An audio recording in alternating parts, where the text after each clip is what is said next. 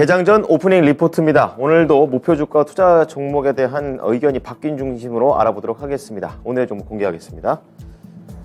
자, 오늘은 목표가 상향 조정이 많습니다. CS윈드, 원익IPS, 리노공업, SPG 그리고 엔터 쪽에서 SM이고요. 하향 조정된 쪽에서는 일진, 머티리얼즈, SK, 대신증권, 레고캠 바이오입니다.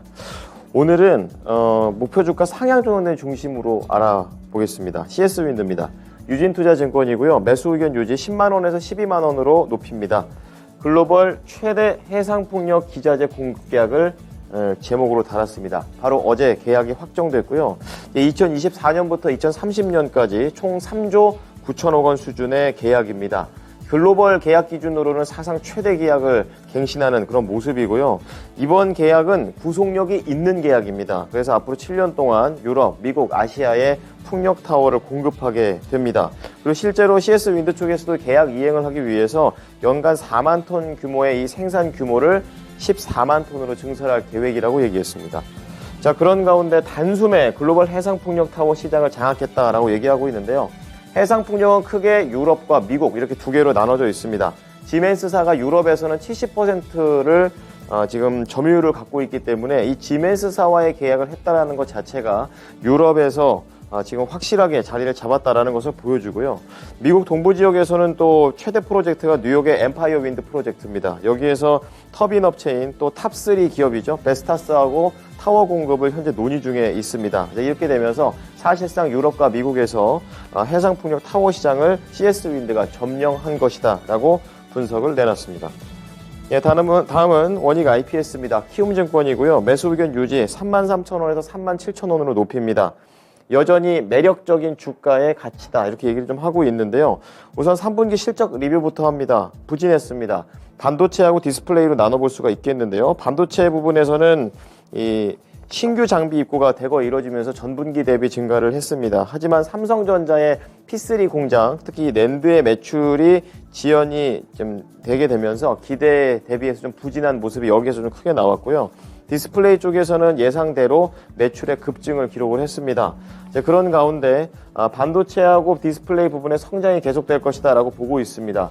업황 자체가 안 좋은데 선방한다 정도의 개념이 되겠고요.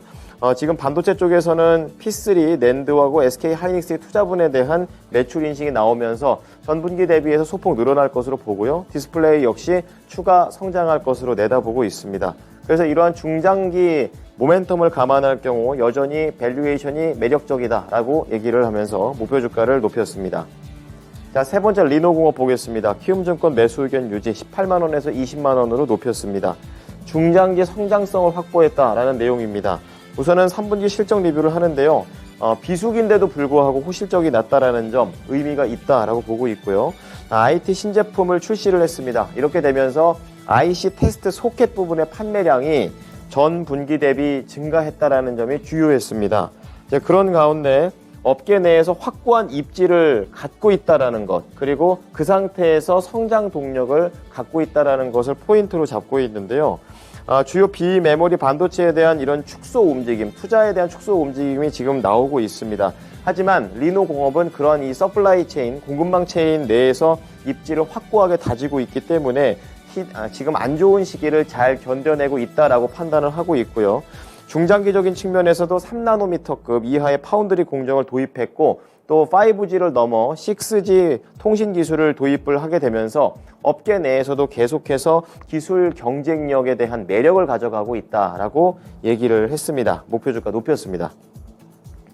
네 번째 SPG입니다. 흥국증권이고요. 매수 의견 유지 21,000원에서 23,000원으로 높였습니다. 고정밀기계 산업의 핵심 기업이다 이렇게 얘기를 하고 있는데요. 우선은 3분기 실적과 관련해서는 업황이 부진하다 보니까 실적도 저조하다라는 관점입니다. 금리 상승에 대한 글로벌 흐름에 맞물려서 전년 대비 그리고 전분기 대비 투자가 지연되면서 매출이 줄어들었고요. 아쉽게도 이러한 경기 위축에 대한 내용은 내년 초까지는 이어질 것으로 좀 예상하고 있습니다. 그래서 관련 성장이 좀 더 약간은 눈높이를 낮춰야 된다라고 언급을 했고요. 이제 그 가운데 독보적인 경쟁력은 유효하다 이렇게 얘기하고 있습니다. 장기적으로 이 회사의 실적 호조가 계속해서 추세적으로 나오고 있다는 점, 그리고 고정밀 감속기의 독보적인 경쟁력이 핵심 콘텐츠로서 계속 유효하다고 얘기하고 있습니다.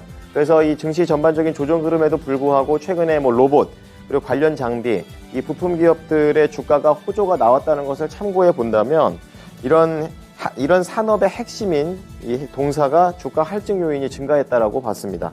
자, 목표 주가 높였고요. 마지막으로 엔터 쪽에서 SM입니다. 메리츠증권 매수 의견 유지 72,000원에서 9만원으로 높였습니다.